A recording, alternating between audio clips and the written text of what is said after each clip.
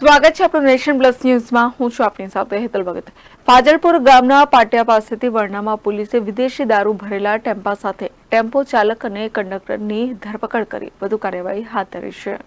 વડોદરાની વરણામાં પોલીસ મથકની ટીમ પેટ્રોલિંગમાં હતી. તે દરમિયાન પોલીસને એક સફેદ કલરનો બંધ બોડીનો ટેમ્પો ભારતીય બનાવટનો વિદેશી દારૂ ભરી ડભોઈથી કાયાવરોહણ થઈ પોર તરફ આવનાર છે તેવી બાતમી મળી હતી. જેના આધારે પોલીસે કાયાવરોહણથી પોર તરફ જતા રોડ પર વાહન ચેકિંગ હાથ ધર્યું હતું. ત્યારે ફાજલપુર ગામના પાટિયા પાસે વાહન ચેકિંગ દરમિયાન બાતમીવાળો ટેમ્પો આવતા તેને રોકી તેની અંદર તપાસ કરી હતી. પોલીસે ટેમ્પાનો પાછળનો બંધ બોડીનો ભાગ ખોલતા બોડીને અડીને પતરાનું ચોરખાનું બનાવેલ હતું.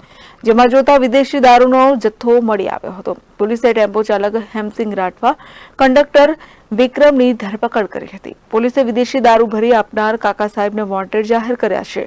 પોલીસે 1.38 લાખનો વિદેશી દારૂ, ટેમ્પો અને 2 મોબાઈલ મળી કુલ 3.93 લાખનો મુદ્દામાલ કબજે કર્યો હતો. Report Nation Plus News Vadodara. સમાચારોના સતત અપડેટ મેળવવા માટે અમારી નેશન પ્લસ ન્યૂઝની યુટ્યુબ ચેનલને સબસ્ક્રાઇબ કરો, બેલ આઇકન દબાવો અને જોડાયેલા રહો ફેસબુક, ઇન્સ્ટાગ્રામ અને ટ્વિટર પર.